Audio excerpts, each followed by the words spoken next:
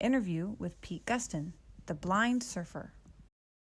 All right, everybody. Welcome back to the Blind Justice channel. We're going through a series that we've dubbed Blind Guides, and we're interviewing blind and visually impaired YouTubers and content creators, specifically talking about different ways that we navigate and do daily life skills. So with us today, our special guest is Pete Guston, and he runs or is the star of the show and the YouTube channel Blind Surfer. Welcome, Pete.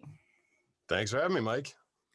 And I found Pete a few weeks ago. I don't remember how long ago it was, but I connected with him. He's on Instagram. He does some pretty awesome stuff out there in the West Coast, surfing, getting some wave time, some shred time out there. So tell us a little bit about that, your YouTube channel, how it got started. Yeah, the channel's Blind Surfer, and I couldn't really think of another name that would kind of get people's attention more than that. And it's the shirt I've been wearing for a couple of years. I had moved out to San Diego from Boston right as my eyesight almost completely crapped out. And all of my friends back in Boston were involved in different sports leagues. They were playing pickup basketball or golf or tennis together. And I was just kind of more and more retreating into just my only hobby left to me was kind of weightlifting, which I was doing in the basement of my house because I was getting a little uncomfortable going to a gym. So I was totally turning into a mega house hermit. My eyesight was fading over time, and I was just becoming more and more comfortable being in my house. But I've always been an athletic person, and I kind of sat down and I was like, what can I still do? Like, what could I still do as an activity? I used to play football. I was a competitive swimmer, competitive sailor. I used to play frisbee when I could see, and I really wanted something that would allow me to get out in the world and be active again. And I'd never even held a surfboard in my life, but it kind of occurred to me. I had friends out here in San Diego, and they always talked about surfing, and I was like, well, waves are pretty big. Maybe I can sense them coming. It's bigger than a baseball or a basketball, and certainly a golf ball.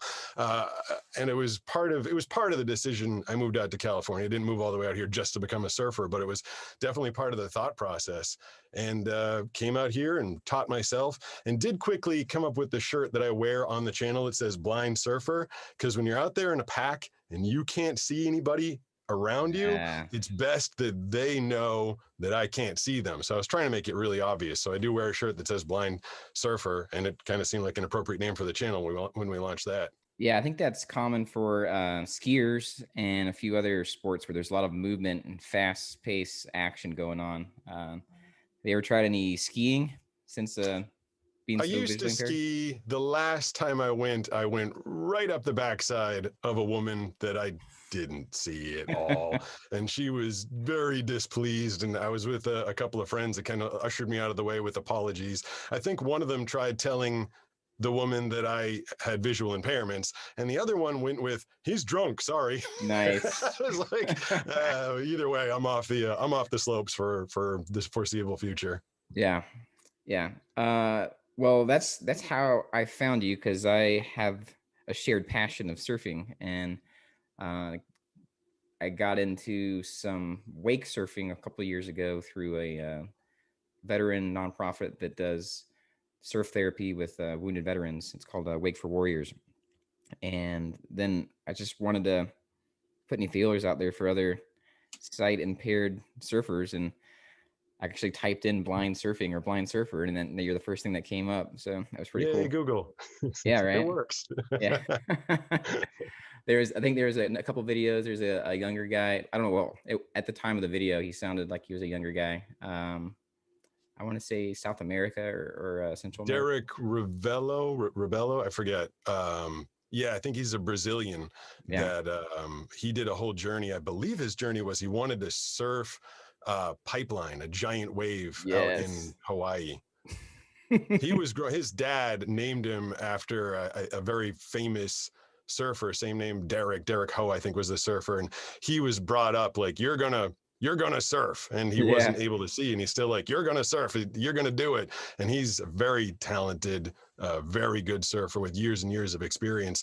First time I ever even held a surfboard, I was 39. So you had a bit of a head start on me, but either way, to get out into the water, whether you've been doing it for your whole life or it's your first time in the water, it's a pretty amazing feeling. Yeah, there's something special once you actually get on the wave and you're standing and you're like, I don't know, it's like a Zen space. Everything just kind of connects and you feel kind of one with everything around you. Totally. Tell me a little bit about that, about how learning to surf, like that journey, how did that go? It was rough. It was pretty rough because, again, having been someone that was able to see much better for a lot of my life, I've always been very independent. And when you have your eyesight taken away as if someone did it, it just happened, it faded. But when your eyesight fades and you slowly become more and more dependent on the world or work hard to try and do things yourself, you can tend to be a little stubborn. And I definitely was. I didn't want to ask for help, even though I was a person who had never surfed before. It would have been totally natural for me to just go grab a surf coach. But I was really nervous about grabbing a surf coach and saying, hey, I've never surfed before and I can't really see anything. I just felt like that was a lot to throw on a surf coach. Right. So I very stubbornly decided to teach myself. And my girlfriend and I, we went and bought a board, an 8-foot foam board, and we knew nothing about surfing, like at all. We watched a YouTube video and she kind of told me what the guy was doing, where his feet were, where his hands were, and described the pop-up to me. And we took the board down to the beach and we found the least crowded spot we could, because even then I knew I didn't want to get in anybody's way. Yeah. So we went to this spot and I was getting slammed, and I'm talking week after week, month after month for like 8 or 9 months. I was riding these waves that were just, I'd get in it for a second, bam, on my face. And I wear glasses a lot of time. And a lot of times I also used to surf with the cell phone strapped to my left arm in case something happened. I needed to call for help. I wanted to keep the cell phone with me. And I went week after week, broke my glasses, lost a phone, snapped another pair of glasses, broke a board. One time I personally crashed into a jetty that I didn't know I was near. I mean, like injury after injury after injury, but I could still tell that it was something. I'm like, I can do this. I can do this more than I can hit a baseball coming at me, or more than I can, hit a tennis ball. Like I knew those were impossible. And I thought that surfing would be possible. So I just worked weekend after weekend. We'd go out there. She'd take me down to the beach and sometimes drop me off and sometimes stay with me. And after a number of months, I was riding whitewash, which is, the wave's already broken. You just get up and let it kind of take you into the shore. And I thought I was surfing. I was like, all right, I'm doing it. I'm a surfer. And then my girlfriend informs me, she's like, yeah, that's good. But now you have to go out to where the real waves are. I'm like, what real waves? What do you mean? I didn't know anything about surfing and I'd never seen anybody surf. I wasn't watching surfing videos or anything. And then she explains to me that, past the whitewash where the waves are really coming in, you're getting in the pocket and you're riding it sideways. I was like, oh, I didn't know there was more to surfing. So that was the point. I actually went and went to the local surf shop and asked about getting some coaching. I was confident enough. I wanted to be able to say to the guy, like, listen, I am blind, but I've got some skills. I just need a little more help getting into these real waves I've been told about. And that's actually when I got hooked up with Josh, who started coaching me for a couple of years. And he's the guy that is my partner in the Blind Surfer YouTube channel. Oh, cool. Nice. Yeah. When I started, a couple of years ago with the wake surfing, it's a lot easier because you don't have to go try to catch a wave. Like it just creates the wave for you. It's there. I listened to your video and you went out like one of your first time, I think your first time out, and you nailed it. Like it's crazy. I'm like, that was a blast. The guy that invented wakeboarding, his name is Jimmy Redman, and he's a local guy in my area. And he invented the company called Liquid Force Wakeboards, and they've also gotten into wake surfing. And I knew him a little bit, just kind of ran into him one day out in the water, and he saw my shirt, and he's like, you're blind and surfing? And I was like, yeah. He's like, hey, you're pretty good. And we kind of stayed in touch a little bit. And he thought that wake surfing for me, because like you said, the wave's just there. It's there off the back of the boat. And when you're out there, regular surfing, I mean, it can be many minutes, many minutes between waves. So your Right. opportunity to get into the pocket and really ride it, they're pretty few and far between. Yeah. But Yeah, I learned getting that. into the pocket on the back of a permanent wave at the back of a boat, he really thought, because for me and any other visually impaired or blind surfer, getting that feeling of being in the wave. I mean, you can surf for 2 or 3 hours, and if you added up all the time you actually sat in the pocket of a wave, I mean, it might be like a minute, Right. a minute and a half. But to do it on the back of the boat, to ride in that pocket for 4 or 5 minutes at a time, I'll Yeah. tell you, my surfing it just got much better right after that one day on the back of his boat. It was such a great experience to get that muscle memory going for me. Yeah, man, it's great. I know you described this on, I think, some of your videos, but do it for us for the blind justice audience. Like, what is your vision like now? And if you want to go even back, like when it started, I think you mentioned around 8 when you're 8 years old when you got diagnosed. So go ahead and tell us a little bit about your vision loss and what it is currently. It was called, when I got diagnosed in 1985, when science was not super awesome. They basically told me it was macular degeneration. And, we wanted to go home and Google what it was, but Google hadn't been invented yet. So Right. all we had was an encyclopedia. And we're trying to look up macular degeneration, and we see like, mackerel, maroon, everything else. There was no information on it. So we had just basically been told at Massachusetts Eye and Ear Institute, after months and months and months of going to eye doctors, and they didn't have a clue. Like, the eye doctors gave me glasses. They're like, here you go, kid. These should help. Because they just didn't know what it was. And one eye doctor, my mom was like still mad at this guy. He thought I was just looking for attention. Oh, wow. He's like, your eyes are, we gave you the glasses. What else do you want, kid? And he just refused to believe. He asked me to step out of the room, and one of his assistants took me out. My mom told me this years later. And he was like asking my mom if I got enough attention at home, if my parents paid enough attention to me. And she's like, what does this have to do with his bad eyesight? And he literally thought it was just like a cry for attention and help. But, I was persistent in telling my parents, I'm not seeing so great. Like, I know I used to be able to see the chalkboard in school, and now I can't. So they took me to this Mass Eye and Ear, and we had a researcher give me the battery of tests, which was good because he knew what he was looking for. But also, a researcher doesn't have the greatest bedside manner. So after 10 hours of testing, he just came out and said, you have macular degeneration. And that was it. That was my diagnosis. That was all I was given. And we were sent home with no information. About a week or two later, I had been designated as legally blind, registered with the state of Massachusetts as legally blind. And someone from the state came out to my parents' house and sat my mom and dad down. They're like, your kid's going to lose his eyesight over years. It might go fast, it might go slow. They didn't, again, they didn't know anything. Right. And they said, he's not going to be able to continue in regular school. He's not going to go to college. He's not going to be able to hold a regular job. He's going to need help and assistance. So let's sit down and do the paperwork to get him on that path. And my mom bravely, stubbornly, either one, both maybe, refused that. She's like, no way. No, that's not happening. And they didn't enroll me in the special school. And there's some great ones in the Boston area. There's a Perkins School for the Blind.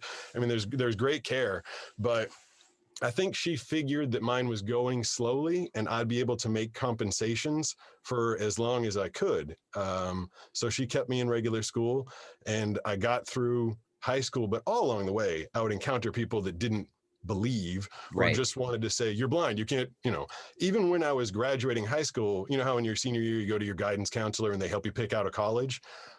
My guidance counselor, I went down and I had a list of colleges. I wanted to go to Harvard, Tufts, Boston University, Cornell, because I was a pretty good student. And she laughed at me. My guidance counselor was like, oh, well, that's cute that you think you're going to go to college, but the workload in college is so much more than in high school. You just visually, you'll never be able to keep up. This might be the one time you want to bail and, go into some state program and get some, what's it called, assistive training or something like that. Right. And again, me and my mom and dad, my family, we all sat down. They're like, no, we're going to do this college thing too. So I did. I ended up going to Boston University. But every year, my eyesight did get worse and worse. And I went from large print books in elementary school to books on tape in high school. And I went to college and couldn't see the chalkboard at all. And I used to ask the professors, if you're writing something, can you say it out loud? Sometimes they did and sometimes they didn't. But I always wanted to make my own compensations and follow the path that I thought I could when I was a little kid before the diagnosis had come down. So currently, if you had to describe your vision to the audience, what is it like now? It's really hard to make someone understand, and I get this a lot on the channel, and I think a lot of people with visual impairment that have channels or all friends or people, it's either the world thinks you either have nothing or you're fine. Right. And so if people ask, like, do you see black? And I say no, they're like, oh, well, then you're fine. It's yeah. I so wish that I could just like put my eyesight on. It would just be so much easier to just show them. Yes. But the best thing I've been able to explain is it's a garble for me, especially these days. Things used to be somewhat clear or clearer. It was like a little out of focus, but these days it's a total kaleidoscope of a mess of nothing.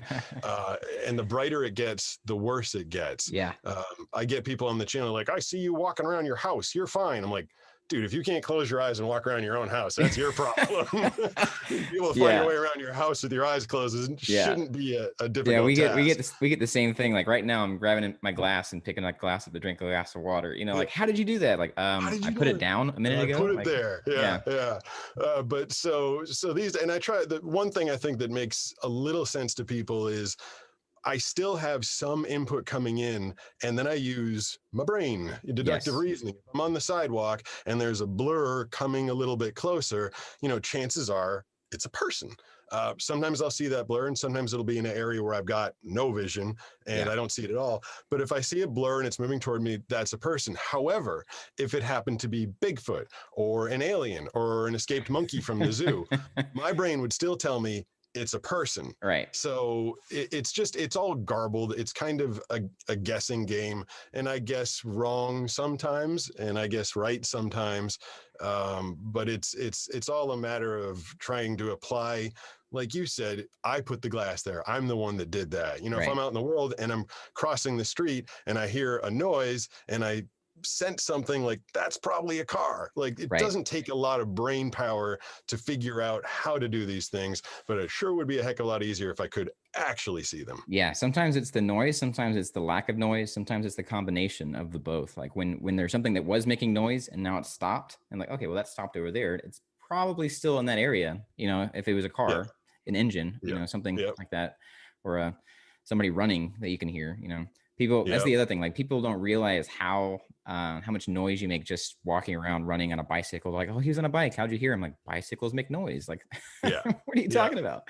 Yeah. It's really funny. Like the way you describe your vision, the kaleidoscope, that's how I describe mine. It's big, blurry, overlapping mess. Like, there's no, distinct anything. There's a bunch of colors, but they're amorphous. It's like I give my toddler a bunch of colors, and then, he throws it up, in paint. Just, it's going to be a big overlapping, Yeah, as if Jackson Pollock tried to depict the world for you. That's what it looks like.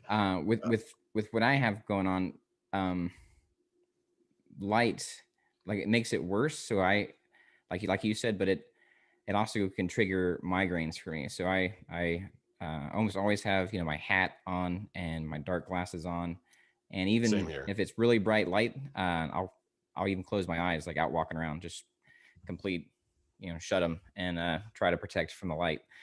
So it triggers migraines, and that's a bad day for me. So I don't know, how bad is light sensitivity for you? I'm extremely it's the same thing basically for me. And I wear the glass. You get the craziest comments. I've never really been a part of the blind community per se, because I didn't go to a school. I don't know a lot of blind people. My first exposure because I also hid my blindness as best I could for a long time. It's very common. Yeah, I mean, there's a story behind that I could tell about getting into the career that I'm in as voiceovers. I was highly encouraged not to let anybody know about my eyesight. And then, I mean, skipping a part of the story, but to come out and tell people about it, the responses are like mind blowing. Like, like, why are you wearing sunglasses if you're blind? Like, what? Like, have you ever seen any movie of, like, Daredevil wears glasses when he's Matthew Murdoch. Like, and I guess they don't even need to know that the sunlight, gives me the migraines like you. But like most blind people wear glasses because of crappy eye contact. And then, I mean, there's reasons for so much of the stuff. And the number one comment that I get on the channel, I'm talking like 30 times a day. If you're blind, how are you responding to comments? Yes. That's so persistent because to me, voiceover technology, I got my iPhone right here and let's see if I can turn it on. Yeah. Yep. 6:24 p.m. I'm not looking at it. It's telling me, the time, the date. You tap on it and it reads it to you. Yeah. And to me, it's the most obvious technology in the world. But so many people, I feel like 99% of the world believe that if you're blind, well, sorry, you can't use the internet. You have no eyes, you can't use the internet, when it's the farthest thing from the truth. And again, if you use just a little bit of brain power, like Alexa and Siri and Google Home, like there's nothing to look at. You can still use those devices by speaking to them. Yeah. So I feel like people could figure that out. But again, I don't blame the people for these questions because they just haven't been exposed.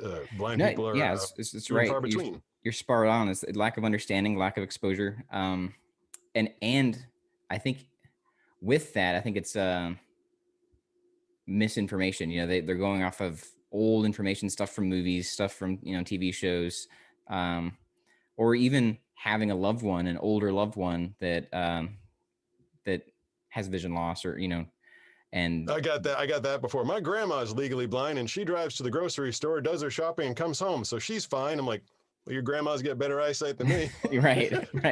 Or the other way around. Like, well, my grandpa was blind and he wasn't able to do anything. He had to have grandma do everything for him. Right. So that happens when you lose your eyesight at 75 or 80. You're just kind of shutting down. Yeah. But yeah. it So happens when you're younger. It's a little different story. I did a blind rehab, like an inpatient thing with the Veterans Affairs, and I was the youngest guy by like 50 years. Wow. Yeah. So it was mainly a bunch of old, crusty vets, and it was great because we had community time together, meals and everything together, and just sharing stories. But with that, I was really impressed with them because they were kind of finding out all the stuff that I was doing. Like I was just like chomping at the bit for more and more, like give me more training, give me more, gadgets, like just give it to me, like a fire hose, just, full bore. And I kept showing off the different things that I learned, to the guys. Like, you guys do this yet? You guys check this out? And they're like, wait a minute, what? And so it was really cool because they then kind of took on that attitude of, well, I can do more. Like, yeah, I can do that. That seems simple. I can figure that out. But I think that's what it's really common. I don't know about the blind community so much because I don't have too many blind friends. It's kind of like you, but in the veteran community, with the VA, it's very common that you don't know what's available as far as resources and training and devices, and unless you happen to talk to the right person and they tell you, Right. And so that's kind of what this channel. One of the things we're doing with this channel, with this series anyway, is we're going to try to expose different technologies, different techniques that the different people with visual impairment and blindness use. So we covered VoiceOver. You use that on your phone, I'm sure, for practically everything, right? Yep, everything. What kind of note taking do you usually use? I don't really take a lot of notes. I because of, this started when I was very young, and people in school, in college and high school, you're taking notes. Yeah. I was writing the notes when I was in class, but was never able to read them. And I kind of developed this ability, the physical process of writing for years. I could remember what I wrote. My memory Tactile became learning, well developed. And then after a while, then I no longer needed to write. I could just, basically my memory is pretty darn good. I mean, it's not a, what do they call it? Eidetic memory. Right. I don't remember everything, but after years of not having the ability to take notes, again, if you walk around your house for 5 years with your eyes closed, you can do it pretty darn well. If you go your whole life without having the ability to refer to notes, your memory is going to get better. Yeah. So my notes are just basically in my head. Yeah. For walking around, mobility, do you use a cane at all? Just recently, and I was pretty bummed that I had to go that way. I actually got the cane in secret. I didn't even tell my girlfriend or my parents. I think the first time my parents saw me with the cane was on the YouTube channel. Oh, really? I just didn't, I'd been a starting member of my football team in high school. And like I said, Yeah. playing a bunch of active sports. And then to, fast forward a couple decades and I'm walking around with a cane, like, that's not, that's not where I wanted to be. Is it a But I also long cane, realized white cane? it's a white cane. And I carry a really compact one that I can Yeah. flick out. Yeah. And it's more, for me, it's less about helping me not walk into things, and it's more about letting people know I might not see them. Right. And most of the times I use it in conjunction with my dog. My dog's Doberman, full-bred Doberman named Super Dog, and Yeah. he hasn't been trained as a service dog, but my eyesight started getting really bad basically when I got him. And he's a smart dog. He's a Doberman. Everybody loves their dog, and I think he gets it. He gets it. And so I will put him in a little vest, and I grab the cane, and I'm much more comfortable. And I got to say two things, like my first experience with the cane. One, most people, I feel like, get out of the way, which was kind of liberating for me, Yeah. like not to have to worry about, like, does this person see me? Do I see, am I going to get, and my terrible, awful eye contact, they don't know where I'm looking. Right. Like to be walking down the street with the dog and the cane, like that was kind of like, hey, this is great. I don't have to worry about crashing into anything. But then there's a good, like 20% of the population that don't look at all. Sure. Going. And I say 20, that's kind of generous. It might be like 30 or 40%. I mean, I'm walking down the street and I can tell, how you can just tell, like there's that blob in front of you. I'm like, that blob's a person.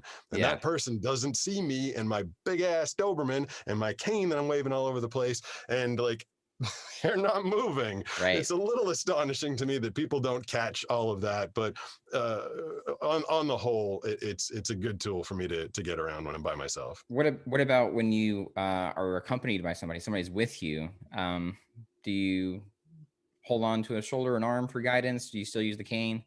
How's that? Again, it's a little bit of stubbornness. Like I probably should use the cane, but I kind of, my fiance and we've had a term for a long time. We walk side by side. A lot of times I walk like in wing position, just a little bit behind her.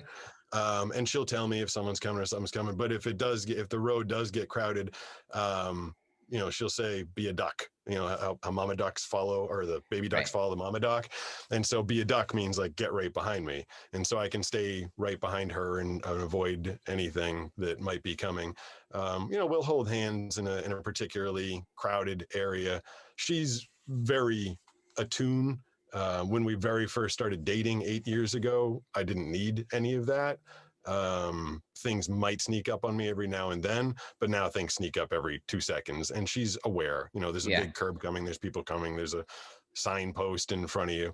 And the other person that's really good with that is my surf coach and my partner in the channel, Josh. He's also very aware of obstacles in front of me. He and I don't hold hands. That's just me and Maggie. But I will do the duck or wing position with him, kind of let him break the way in front of me as well.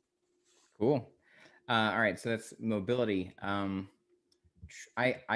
use a white cane when I'm with people that know what they're doing, like my family. They help me out all the time with calling out obstacles. I use a hat with the bill on it, like a baseball cap, to help be like a little extra obstacle detector. If I don't run forehead into something. I have a Sunu Band, SUNU, Sunu Band. It vibrates. It goes on your wrist. It's a little sonar. So it's really cool obstacle detection. You might want to check out. It's pretty neat. Oh, I had not even heard of that. That's pretty cool. Yeah, there's another one called the Buzz Clip, and that one just kind of clips on your chest. I tried that one for a while, and you get more coverage with the Sunu Band. It does a few more cool things too. Check out a channel called, I think it's The Blind Life. I think it's what it was. It used to be The Blind Spot. I think it's The Blind Life. He goes through and reviews all kinds of tech and stuff. So it's pretty cool. I'd never heard of that. Man, if a blind person could only use the internet, I could have found out about that. Man, yeah. Yeah. So that's my main mobility ones. What about navigation? Do you use what kind of apps do you use? Blind Square or anything like that for navigation? No, I really don't go a lot of places by myself. And when I do, we intentionally moved. I lived in the city of Boston, like in the city, which was getting to be a little difficult even before my eyesight got real bad. I mean, I was going to be a road pancake sooner or later if I stayed there. And when we moved out to San Diego, I'm actually in North County, San Diego, in a I guess it's a suburb called Carlsbad, and it's a beach town, and it's very well laid out. And I know I mean, I'm right next to everything. I'm next to the ocean. I'm next to the stores and shops. If you were to plunk me down in the middle of Pittsburgh, I'd probably just be really lost and confused and be calling you and saying, what's the name of that app? But mostly I know where I am, where I'm going. And if I don't, I've got someone with me. Cool. Well, something to check out if you get into traveling and everything, it's Blind Square. Excellent app. It basically, the way I describe it, you know how people, if they're walking down the sidewalk, they're getting all this visual information. They're seeing road signs. They're seeing the names of the stores on the left and right, and different, street signs, all this stuff, right? We miss all that. Blind Square basically gives it to you in an auditory fashion. So you're walking, if you have the app running, you can have it, you can set it into a destination or not. And it'll just tell you, you're coming up to the intersection of Smith and Main Street or whatever. And it'll tell you, Target is at 3:00, 200 meters. It just gives you this information that in an auditory fashion, because I use a bone conduction headset, so I can still hear. So if you don't have one of those, that's also another awesome tool, is having a bone conducting headset, so you can use it while you're out on the go. What kind of? Can I use it out in the water? It'll be like, wave coming, start paddling now. They're not there. They are working on there. They are working on stuff. I kind of know some of the guys that are in on that app, so they're working on stuff to be able to call an elevator from like inside a big building to your floor, and then even give you directions to the elevator. So that's pretty cool. Yeah. Neat. Yeah. Do you use a headset for your phone? And if so, what kind of headset? I just use the AirPods because I feel like I was as great as my fiance is with putting up with all of my devices and everything in the house talking, and my work especially. I'm getting emailed 300 times a day for scripts and copy and stuff. It can start to drive another person crazy. So I bought the AirPods, which will switch between my watch, which will talk to me, of course, and the iPhone or an iPad. And I generally have one of those. I keep it in my pocket at all time and try and throw the AirPod in whenever my devices are talking to me, just to spare everybody. Also to have some privacy, not like I have anything to hide, but I don't need everybody knowing every single text and every single post that I do all the time. It's nice to be able to just have a little privacy with the AirPods. Well, if you haven't heard of them or checked them out yet, there's several different kinds of bone conduction headsets. So it doesn't actually go in your ear, so you can still hear while you're out walking around. The one I use is an Aftershocks is the brand. I forget.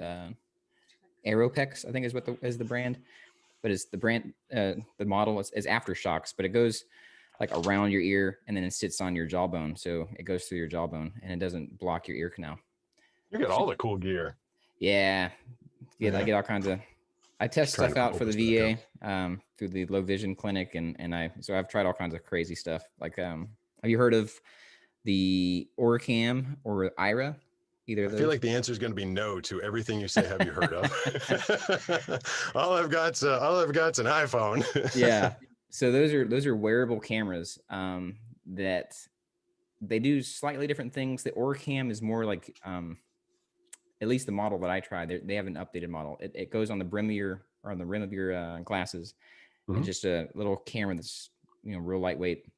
You can do hand gestures to tell it to take pictures. It'll read papers to you. It can read signs. So it wasn't a good enough fit for me because I can't see the sign to point at the sign for it to read. I had to have her like line me up, and even then it was a pain in the butt to try to get the right distance and everything. So.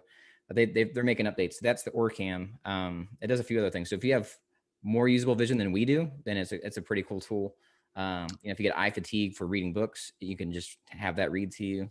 Another one. I tried. What were they called? It was Patriot Vision. It was those VR goggles. Yeah. And I had to zoom in so much, like the max zoom, whatever it was, 20x or 5x or something like that. Yeah. So if the TV was on at the end of the room and I zoomed in all the way, then I could kind of see the TV. But it gave me this isolating feeling where if there's other people in the room or my dog comes over and he like wants me to pet him, I have no idea that anything else is around except that, 12 square inches of TV that I'm like max zoomed in on. Yeah. And I found that I'm actually more comfortable not seeing the TV and just listening to what it's saying than I am being all jacked up, face buried in those goggles, which also gave me a massive headache. Now I've heard other blind and visually impaired people rave about the VR goggles, but maybe if you just need 2 or 3 times zoom, it's very helpful. But for me, at the max zoom, only seeing, this much of the world at a time was no bueno. It just gave me headaches. Yeah. So we keep going back to this. We keep touching on this thing where it's a spectrum, like the vision loss is a spectrum, and people think it's like one size fits all, or it's either A or it's B, and it's like no. What may work for John may not work for Sally, and even if it sounds like our vision loss is very similar, like what may work for you doesn't necessarily work for me. It's very unique to the person, to their training, to their comfort level, to their lifestyle, exactly, to where they live. Like if you're in a rural area versus downtown. The first guest you had in this series, sorry, the fashionista woman. Yeah. I heard her talking on your channel. She said, it can take 20 seconds of looking at something before it comes into focus. And I'm like, oh, your eyes can focus. Right. Like but that isn't super helpful when you're going down the street if you never get focused. But if you can sit there and stare and get focused. And again, she's one of the first blind people, because of your channel, that I'd heard describe her vision. I've been learning about all of these different ways that people are affected. When, again, as we said a while ago, most people think you're either blind or you're not blind. But there's so many different ways. And her story was very interesting. And yeah, it totally sounds like you and I are very similar with where we're at. Yeah. And the surfing thing is so cool too. Like I heard on one of your videos, you describe like you basically need to have a clear sky, because if it's a gray cloud, like gray sky and gray water, like you're screwed. Yeah, it's because I can see the light and the dark. Yeah. And so, the light is the sky and the ocean is the dark. Yeah. And when the dark comes up a little more, that's usually a wave or, Moby Dick coming to eat me, one of the two. But yeah, there's been a number of days, and Josh and I have joked about it because we do the show, rain, shine, gray, whatever. We always go out. So we go out on some days when it's just gray. And I'm like, great, it's all just one color and I see nothing. But with the amount of practice that we've gotten in and having him out there calling the waves, I can still do it, but it's super disconcerting.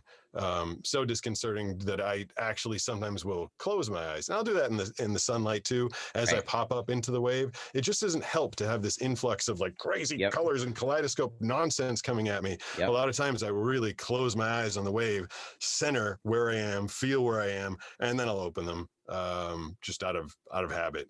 But sometimes the input is just so disconcerting, I want it to go away for a second. Yeah. Okay. With computer access, do you use JAWS? Do you use PC, or do you use iOS? I'm a PC guy ever since I was a kid. One of my devices is talking to me in the background. Sorry. But I use a PC, always have, and I use a program, I believe it's out of England, and I recommended this to a handful of people and no one's ever heard of it. It's called ClaroRead. Yeah. And it allows me to select what I want to be read. So I have some pretty giant monitors.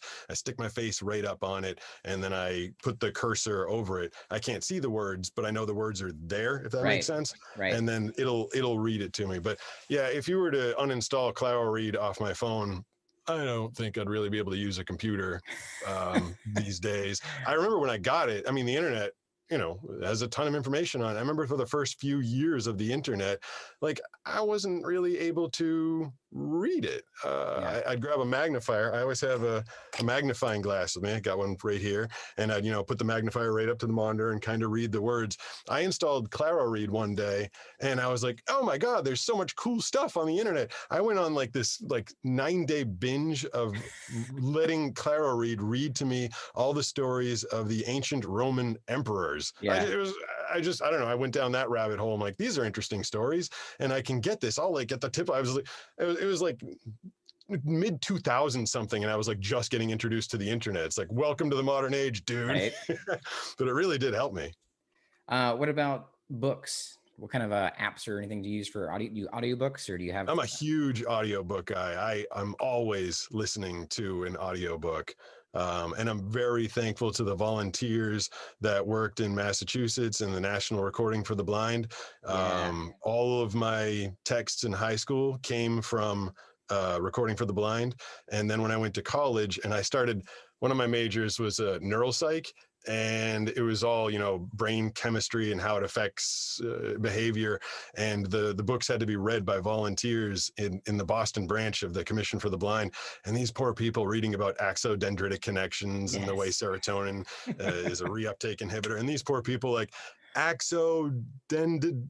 But they got it. They got, you know, and they did it just for me. Those books, I don't know if any other blind person's ever going to study those textbooks, because in college, you know, textbook gets out of style the next year. Yeah. Those people were literally reading those books like just for me. Wow. And they really helped me get through Boston University. I wouldn't have been able to do that without them. So what app or what tool do you use? Use the talking book player? Do you use apps on your phone? I use I'm a member of Audible. So Yeah. I just, I download Audible books and listen constantly. Yeah. Audible's really good. There's a lot of apps out there. If you want, I can send you a whole list, but there's a whole bunch of ones. I probably have 9 on my phone from different audiobook things that I just bounce back and forth between.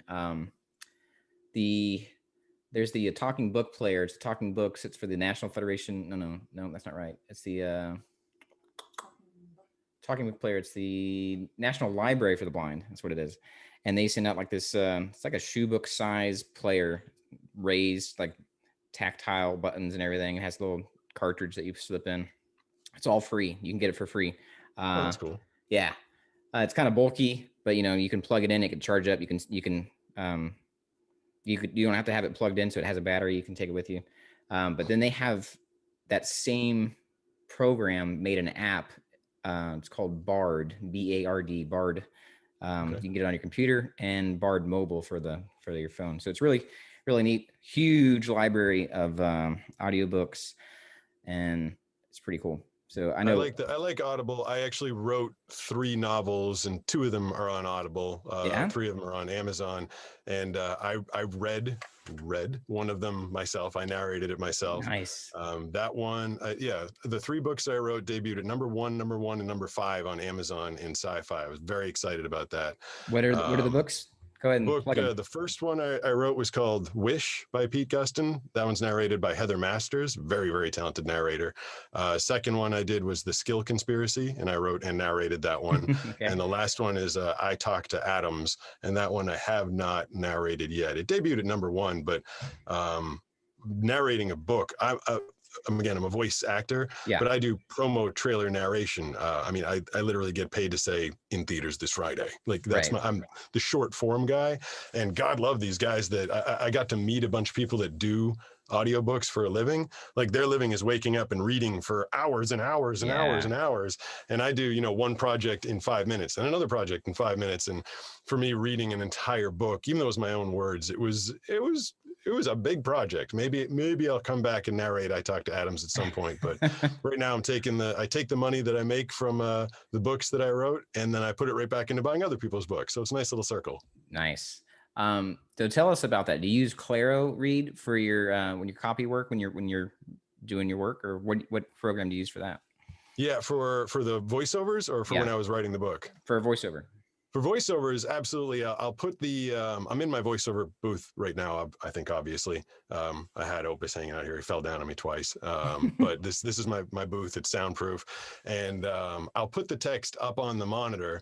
And again, sometimes people, they'll see video of it, or people come over and be like, you've got the words on the screen. I'm like, yes, I know there's words on the screen. I'm not looking at the words because I can't see the words. Right. But I can see that there's white. I use an inverted background, so the black screen with the white text. Nice. And so I'll put that on the screen, and what I do is I've got a little earbud right here, and I throw that in my left ear so that I can hear what the words are, but the microphone, which is right here, isn't going to pick it up because it's in an earbud. And so then I just kind of put the cursor at the top of the screen, and with ClaroRead, F7 is start, F8 is stop. I have that macro to a mouse that I hold in my hand, and I hit start and stop as I start to approach the end of the sentence. It took years, actually. It took 2 years for me to actively be able to hear the copy. I mean, there's a number of challenges. Pacing is a challenge. Letting it get ahead of you and remembering what it's saying while you're delivering the words that are Yep. behind. And then the biggest trick is my very first voice that I used. It was like realistic Samantha, I think. And she'd be saying, supermarket this Sunday on ABC. Tune in and check out the show. And she had this inflection to her voice. Yeah. And inevitably, I'd be like, supermarket sweep coming this weekend on ABC, like picking her inflection. It was just natural. You hear something and you want to repeat it. So I actually started going with like the crap voice that came out in the 90s, just the worst voice you could possibly, robot voice. So he comes at me and, he's like, the new shoe from Reebok, it is the best shoe, wear it. It's so bad that my brain has to take that as input as opposed to something that I want to mimic. Right. But these days, I mean, before my eyesight was really gone, I could use a magnifier and I'd look at copy and I'd memorize the copy and then recite it back. And you can only do that so many times a day. It's a process before you can memorize it word for word accurately. But these days, with the ear prompter and just throwing the thing in my ear, I can throw any piece of copy up on my monitor, throw the earbud in, hit go, and nail it the first time. So these days, I'm doing about 50 sessions, probably more at this point, maybe more than 50 sessions a day, 10,000 sessions a year, just constant, nonstop reading copy in this booth all day, every day. That's crazy, because like I struggle with that whenever I try to recite something that I wrote for somebody. Yep. And it's not my livelihood, it's not my job. So I haven't dedicated, 2 years of my life to trying to master that. It's so hard just to, like you said, the pace. Do you slow it down to like maybe 3/4 speed? And then I actually have it going really fast, because your speaking speed is pretty quick. And a lot of promos that I do, radio promos and everything, has to be done in either 10, 15 or 30 seconds. Yeah. And that's another thing.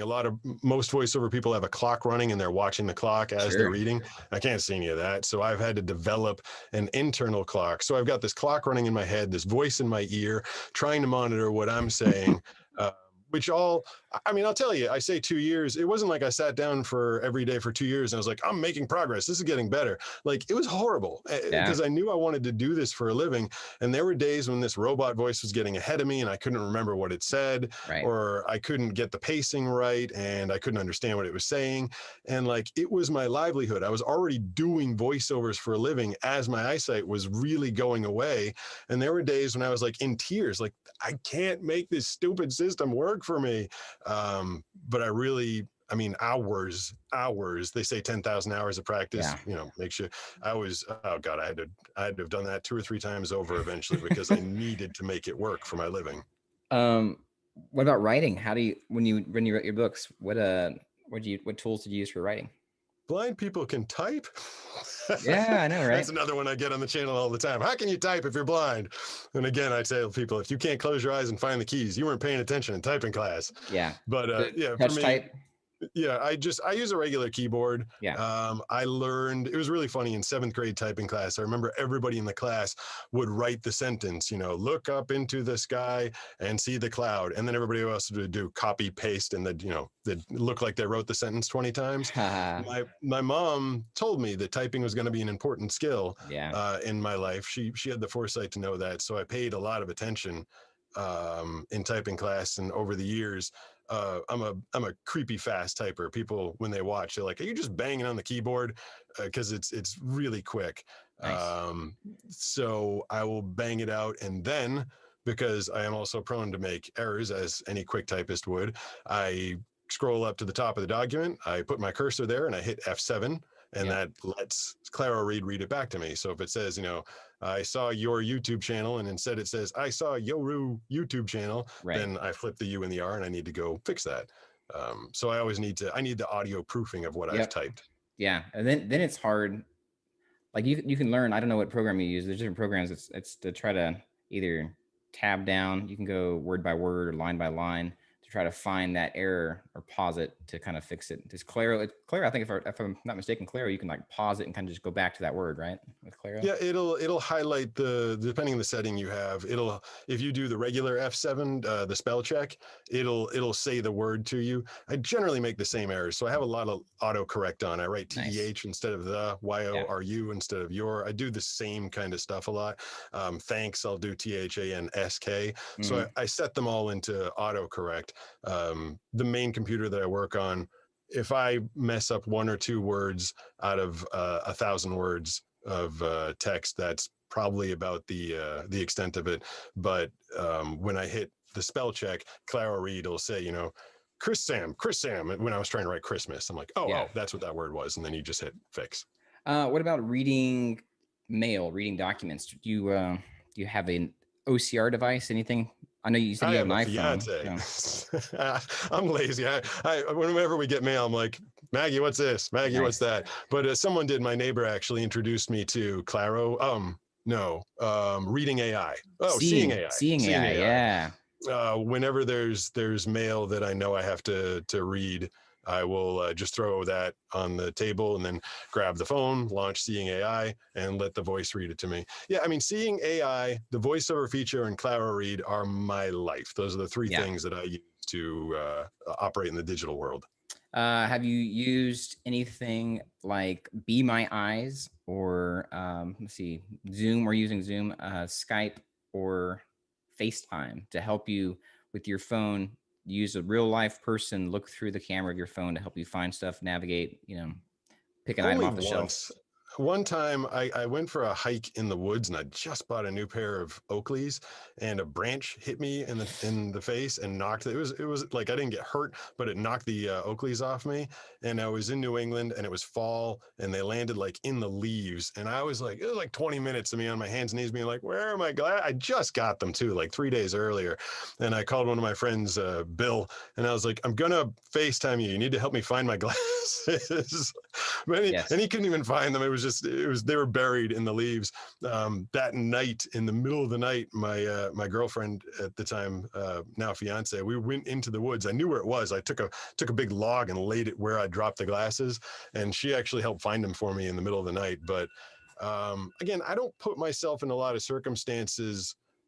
I mean, I read copy, like I said, 50 sessions a day. I'm kind of in this booth a lot. Yeah. And when I'm not in the booth, Maggie and I are doing something together, or surfing. I'm not really, a world traveler out and about where I need a lot of assistance. I've usually got someone with me, or I'm just in a familiar area.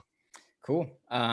There's an app called Be My Eyes. I don't know if you're familiar with it, but it's really cool. It has millions of sighted users. So if you ever need somebody to look through your phone to help you find something, whether it be shopping or pick something out of the fridge or you drop something on the ground you want to find, it's a cool tool. I've used that in the gym, like you mentioned, the gym, and how it's awkward sometimes, like when you, especially when you started to lose your vision to the point of, probably running into apparatus that is hanging low, tripping over stuff. You're not sure where people's workspace, if they're not keeping their workspace clean, trying to find the right weight, the right dumbbell or whatever. And instead of interrupting somebody in their workout, or trying to find the trainer, whoever's in the gym, like you can just pull it out real quick.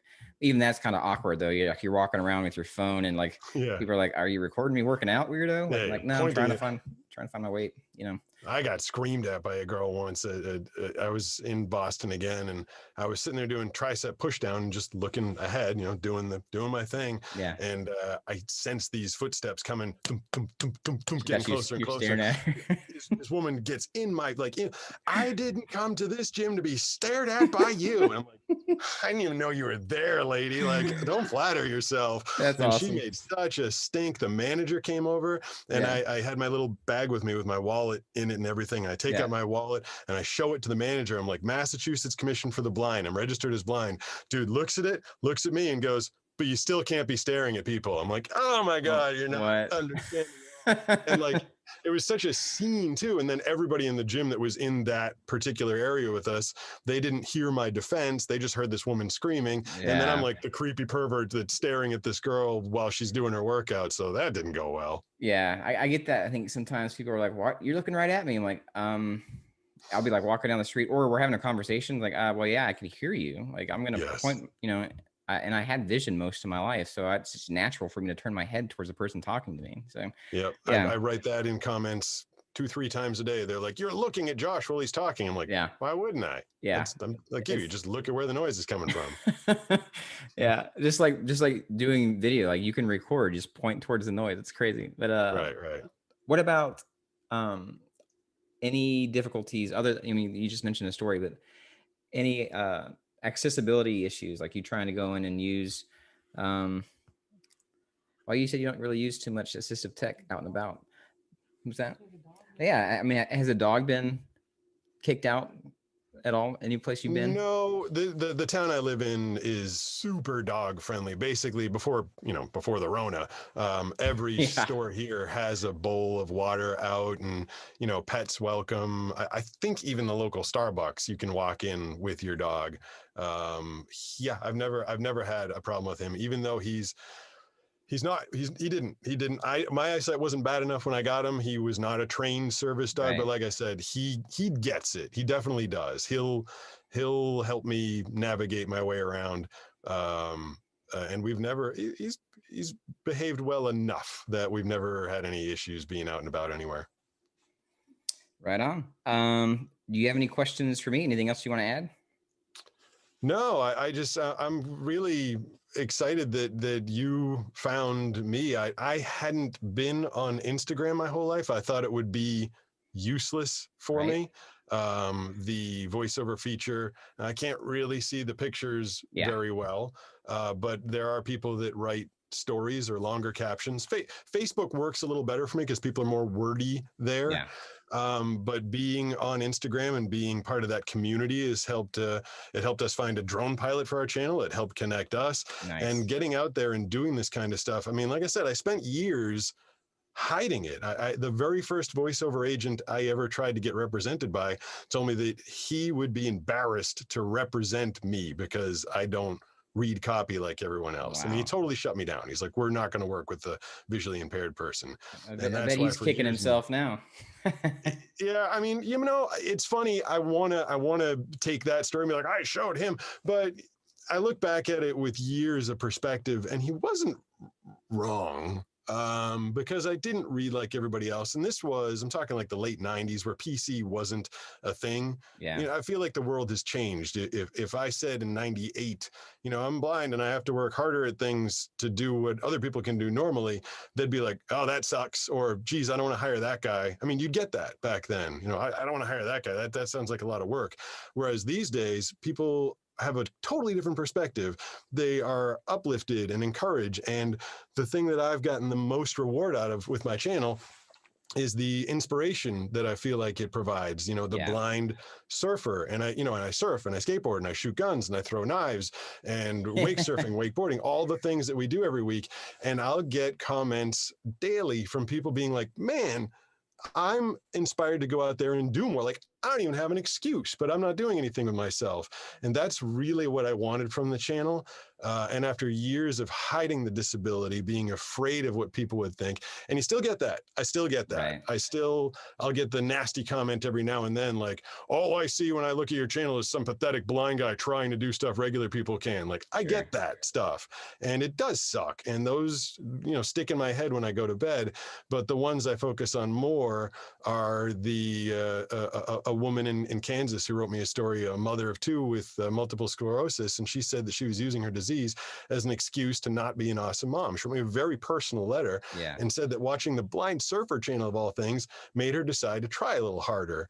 Yeah. Or a guy in Boston that lost his eyesight in an accident, used to be athletic, and decided that he could find his way to start doing marathons again. So Right. I hold on to those stories, and I'm really glad that despite sometimes I have to go to bed listening to people make fun of me, that the channel has been able to help some people.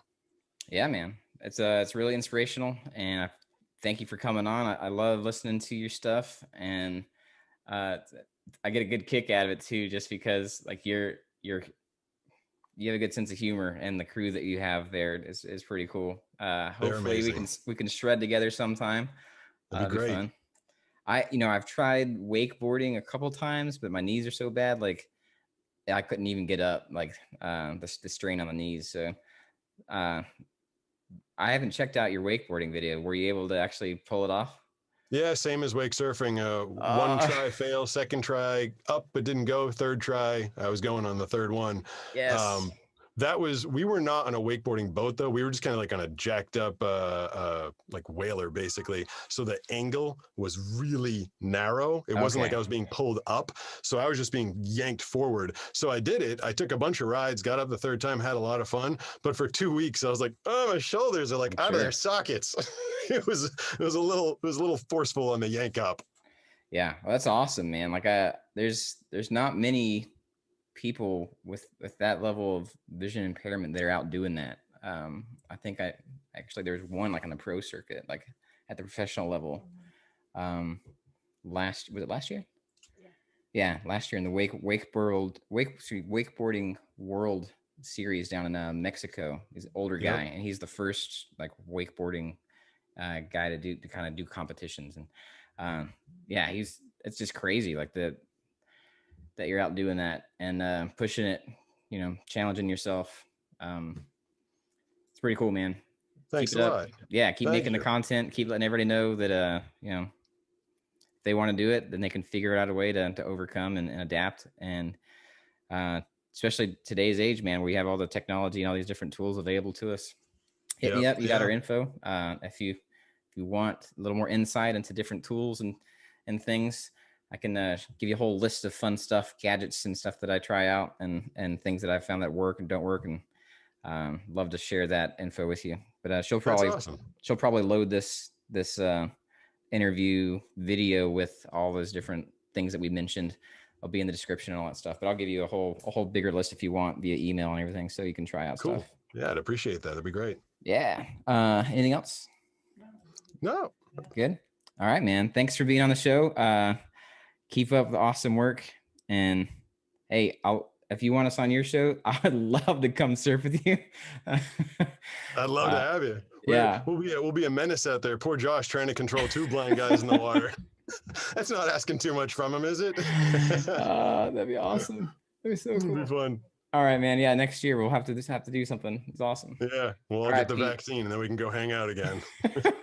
All right, man. You have a good night. Thanks a lot. All right, Pete from the Blind Surfer channel.